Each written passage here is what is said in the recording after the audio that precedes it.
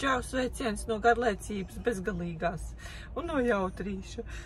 Nu, šniceli, kā teikt, nepaēdām, tāpēc, kad vācieši nebija sacepuši šniceles un omletes arī nebija. Respektīvi, neiesaku braukt uz Shella benzīna tankā restorānu brokastot, jo tur nav ko ēst. Tā kā mūsu brauciens mazliet turpināsies. Un dīvainas cenas ir degvielai. Jā, un dīvainas cenas degvielai. Pie mums kā Latvijā ir pierasts cena.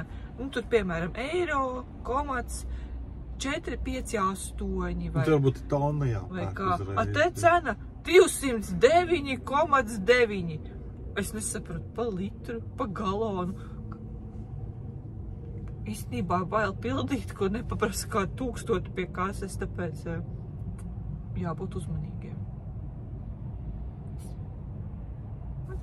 Jaucam meklēt restorānu.